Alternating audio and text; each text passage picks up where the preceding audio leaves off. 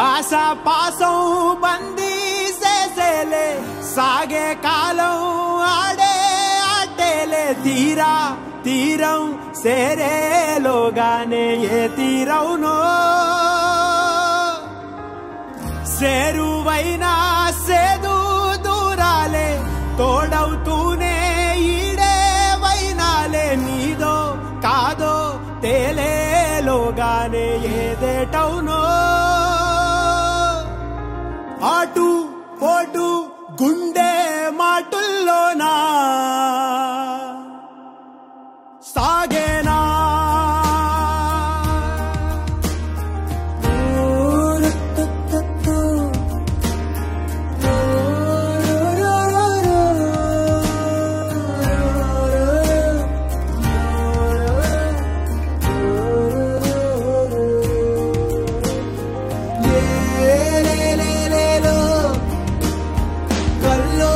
నా కొడుకు కోడలు త్వరగా మా ఇంటికొచ్చేలా చూడు స్వామి.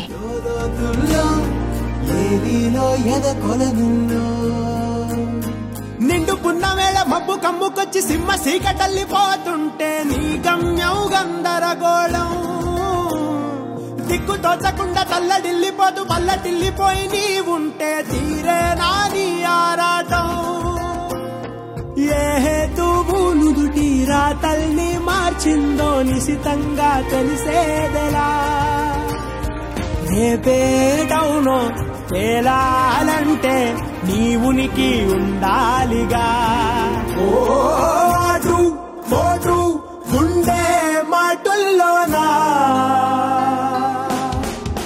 సాగేరా ఆశా పాసం బందీ చేసేలే సాగే కాలం ఆడే ఆటేలే తీరా తీరం సేరేలోగానే ఏ తీరవునో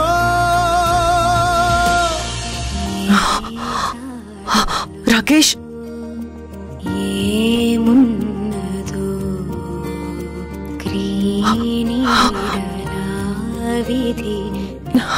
నాన్న రాకేష్, నా మనసు చాలా చాలా ఆందోళనగా ఉందిరా. నీతో మాట్లాడాలనిపిస్తుందిరా, నిన్ను చూడాలనిపిస్తుందిరా. దేవుడా, నా కొడుకుని చల్లగా చూడు స్వామి. సిక్కుముళ్ళు గప్పి రంగులీనుతున్న లోకమంటే పెద్ద నాటకమే తెలియకనే సాగే కథనం. నీవు పెట్టుకున్న నమ్మకాలు అన్ని పక్కదారి బట్టి పోతుంటే కంచికి నీ కదలే దూరం. నీ చేతుల్లో ఉంది చేతల్లో చూపించి ఎదురేగి సాగాలిగా. రేపేటవునో తేలాలంటే నువ్వెదురు చూడాలిగా. ఓ అటు పోటు గుండె మాటుల్లోనా ఉంటున్నా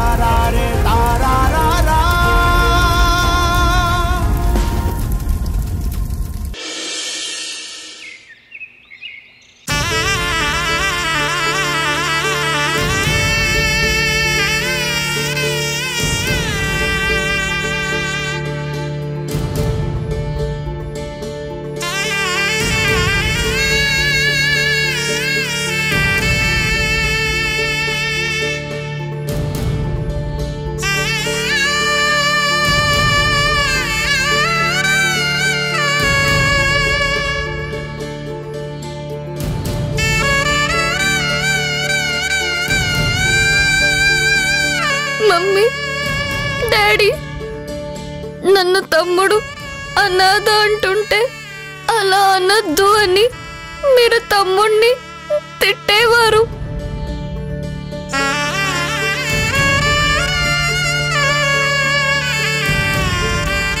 కానీ మీరే నన్ను తమ్ముణ్ణి అనాథల్ని చేసి వెళ్ళిపోయారు.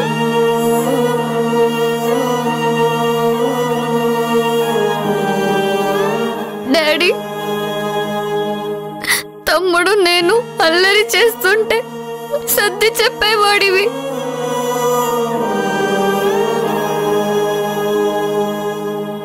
మా ఇద్దరిని స్కూల్కి తీసుకెళ్లేవాడివి. నాకు కావాల్సినవన్నీ ఇచ్చేవాడివి. ఇప్పుడు అవన్నీ ఎవరిస్తారు డాడీ? మమ్మీ, మాకిప్పుడు స్నానం ఎవరు చేయిస్తారు? స్కూల్కి ఎవరు రెడీ చేయిస్తారు? లంచ్ బాక్స్ ఎవరు పెడతారు?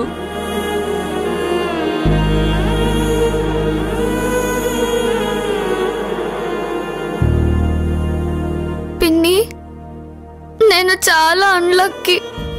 అప్పుడేమో నన్ను కన్న వాళ్ళని పోగొట్టుకున్నాను. ఇప్పుడు ఈ మమ్మీ డాడీని కూడా పోగొట్టుకున్నాను. నేను మళ్ళీ అనాథనైపోయాను పిన్ని. నాతో పాటు తమ్ముడు కూడా అనాథైపోయాడు.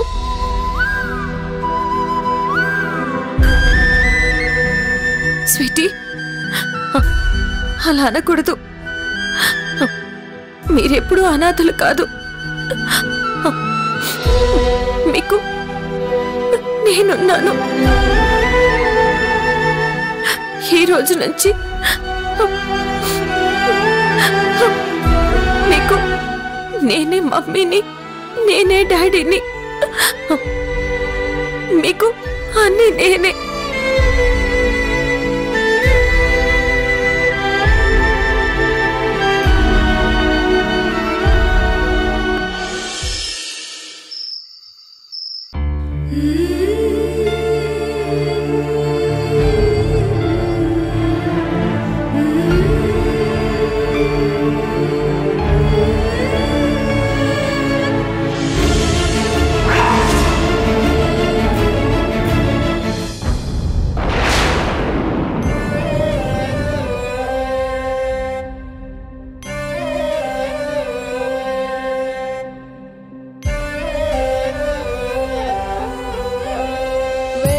అక్షరాలు కోటి పుస్తకాలు చెప్పలేని ప్రేమ అమ్మే కదా. అంతం లేని సొంతం, పంతం లేని బంధం, స్వార్థం లేని రూపం అమ్మే కదా. ఎంత నిండుగా నీడనిచ్చిన ఎండ తప్పని చెట్టే అమ్మ. కంటి నిండుగా నీరే పొంగిన రెప్పముయని చూపే అమ్మ. తానో స్వర్గం, తానో దుర్గం అని సాధ్యం తన మార్గం. వేల అక్షరాలు కోటి పుస్తకాలు చెప్పలేని ప్రేమ అమ్మే కదా. అంతం లేని సొంతం, పంతం లేని బంధం, స్వార్థం లేని రూపం అమ్మే కదా.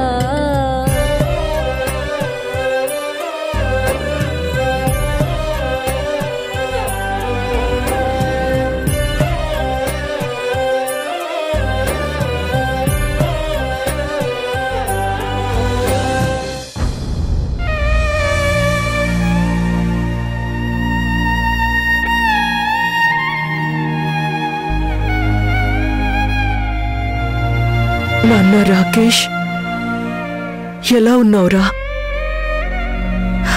నీకీ అమ్మ గుర్తుకు రావడం లేదా? నాతో మాట్లాడాలని నీకు కనిపించట్లేదా? ఇన్నాళ్లుగా దూరంగా ఎలా ఉండగలుగుతున్నావురా? నా బెంగంతా నీ మీదేరా. నువ్వు బాగుండాలి, నువ్వు క్షేమంగా ఉండాలి నాన్న.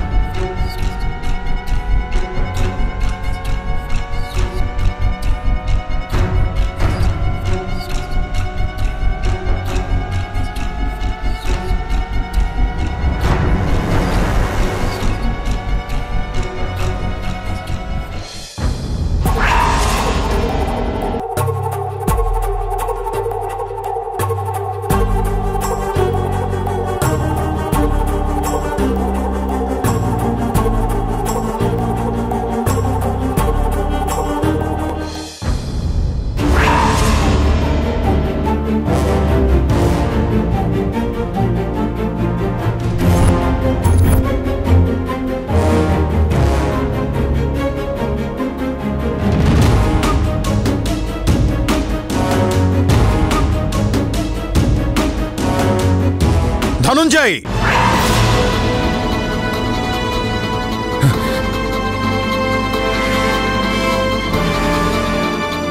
చంద్రమోహన్!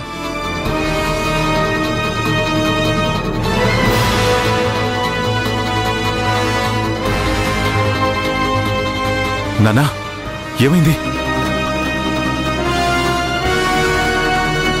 అసలు ఈ ఇంట్లో ఏం జరుగుతోంది?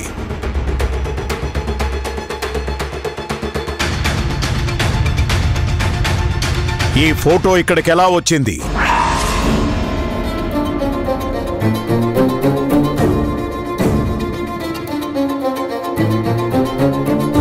చెప్పండి.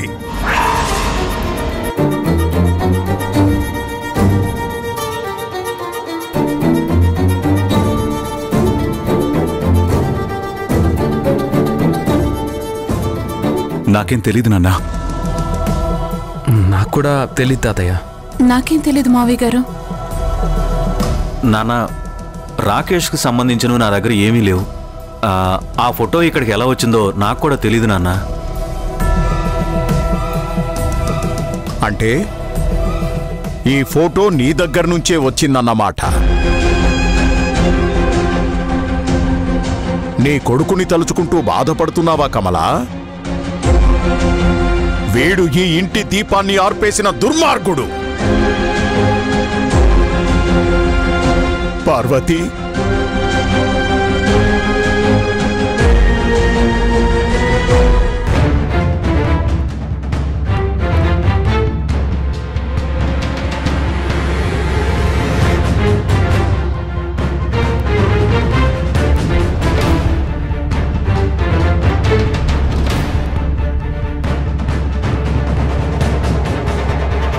కమలా, నీకు నీ కొడుకు పుట్టినప్పుడు నువ్వు ఎంత సంతోషపడిపోయావో నేను అంతే సంతోషపడ్డాను.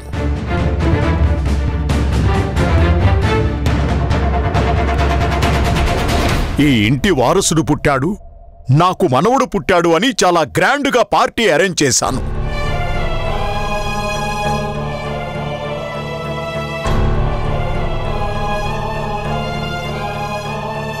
నువ్వు ముచ్చట పడుతున్నావు అని నీ బిడ్డ ప్రతి పుట్టినరోజుకి పేదవాళ్లకి అన్నదానం చేశాను, బట్టలు పంచిపెట్టాను. వాడు పెరుగుతుంటే వాడిలో నా రూపాన్ని చూసుకొని మురిసిపోయేవాణ్ణి.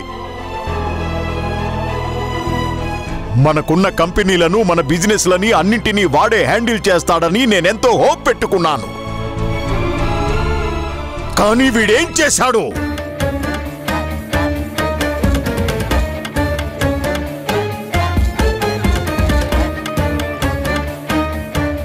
అక్షరాలు దిద్దించిన చేతులనే విరిచేశాడు. మాటలు నేర్పించిన మనిషినే మూగబోయేలా చేశాడు. కళ్ళల్లో పెట్టుకొని చూసుకునే తల్లినే కాదని వెళ్ళిపోయాడు.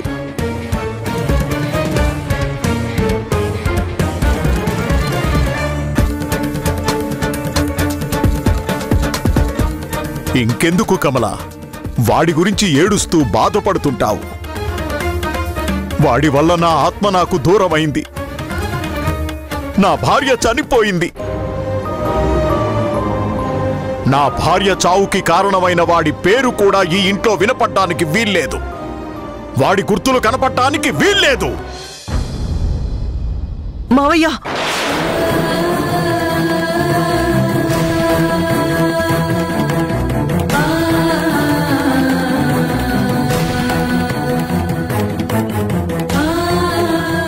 ఏ రోజైతే వాడి ఇంట్లో నుండి వెళ్ళిపోయాడో ఆ రోజే వాడు చచ్చిపోయాడు.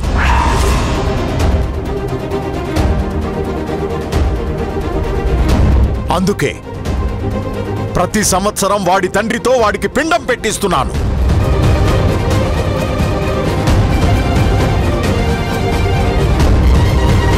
అందరి ఇళ్లలో చనిపోయిన వాళ్ళ జ్ఞాపకాలుంటాయి. కానీ ఈ ఇంట్లో వీడి జ్ఞాపకాలు ఏ ఒక్కటి ఉండవు, ఉండకూడదు.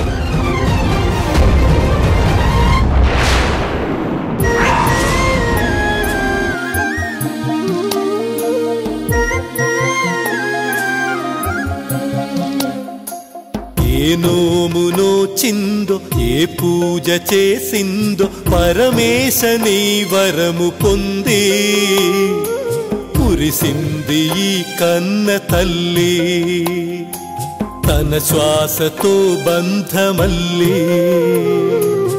ఏ నోము నోచిందో ఏ పూజ చేసిందో పరమేశ నీ వరము పొంది కురిసింది ఈ కన్న తల్లి తన శ్వాసతో బంధమల్లి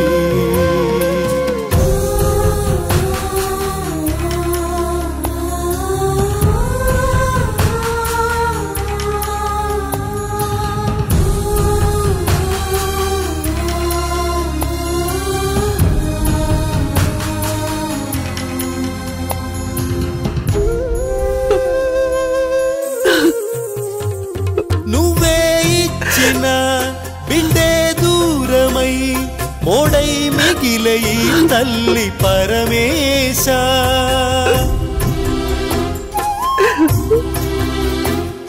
తల్లి కళ్ళలో పొంగే గంగతో గుండె తడిసిపోలేద జగదీశ ఇటువంటి తల్లి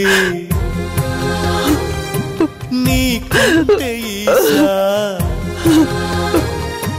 తెలిసేది నీకు ఈ తల్లి ఘోష నీ కన్ను అది చూడగా ఈ కంటి తడియారదా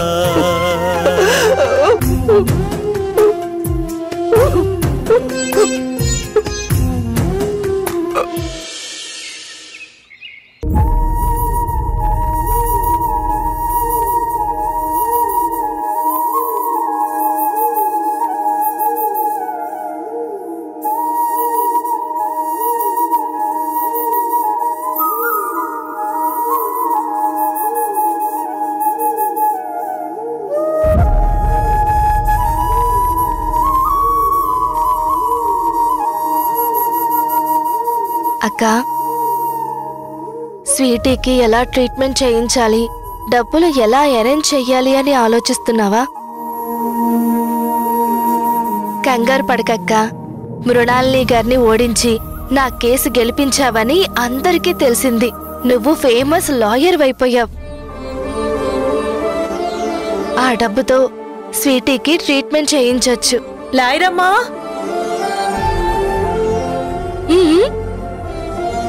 వదా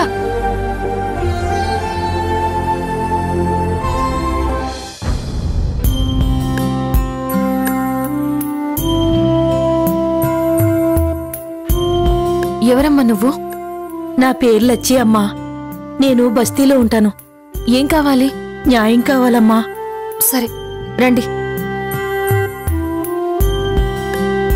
రండి కూర్చోండి. పర్లేదమ్మా. పర్లేదు కూర్చోండి.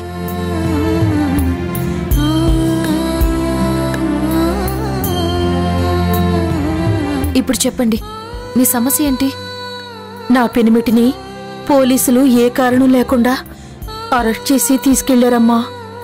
కారణం లేకుండా పోలీసులు తీసుకెళ్లరు. ఏదో ఒక కారణం ఉండే ఉంటుంది. మొదట్లో నేను కూడా అలాగే అనుకున్నానమ్మా. అందుకే పోలీస్ స్టేషన్కి వెళ్ళి వాళ్ళని అడిగాను. వాళ్ళేమన్నారు? ఏదో నేరం చేశాడు అని అంటున్నారు. ఆ నేరం ఏంటో చెప్పండి సారు అంటూ బ్రతిమలాడాను, ఏడ్చాను. కానీ నా గోడు పట్టించుకోవట్లేదు. ఆ తర్వాత నా పెనిమిటిని నిలదీస్తే నా బిడ్డల మీద ప్రమాణం చేసి చెప్తున్నాడు ఏ నేరం చేయలేదని. అమ్మా, ఇందులో ఏదో మోసం ఉందమ్మా. నా పెనిమిటిని ఏదో కేసులో కావాలని ఇరికిస్తున్నారు. మీకు దండం పెడతానమ్మా, మీరే నాకు సాయం చేయాలి. అమ్మా, మీరలా చెయ్యొద్దు. ఈ పసిబిడ్డతో, కడుపులో బిడ్డతో నా భర్తని కాపాడుకోవాలని చాలా మంది దగ్గరికి వెళ్ళాను. కానీ ఎవరికీ నా బాధ అర్థం కావడం లేదు. మీరేం కంగారు పడకండి. అసలు కేసేంటి, ఎందుకు అరెస్ట్ చేశారు అనేది తెలుసుకుని మీకు న్యాయం జరిగేలా చేస్తాను. మీరు ధైర్యంగా ఉండండి. సరేనమ్మా, ఉంటాను.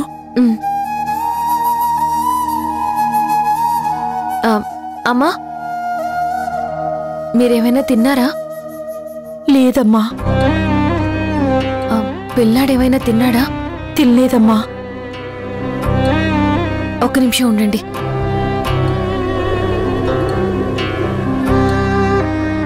ఎందుకు ఏడుస్తున్నావు నాన్నా? ఏడవకూడదు.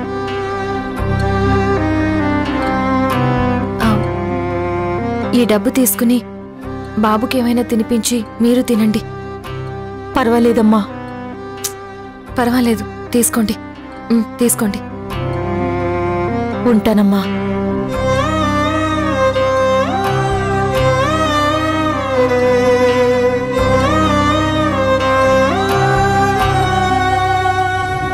ఏంటి రాణి అలా చూస్తున్నావు?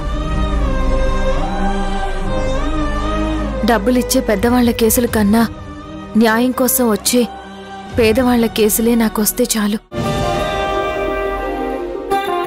ఇలాంటి వాళ్ళకి న్యాయం చేస్తే అక్కా బావల ఆత్మ శాంతిస్తుంది. నాకు కావాల్సింది కూడా అదే.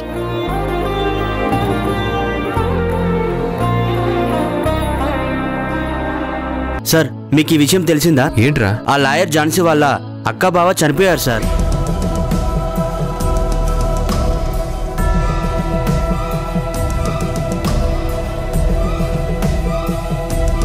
Rakesh is dead. Junior lawyer ముందు ఓడిపోయిన సీనియర్ లాయర్ మృణాలిని.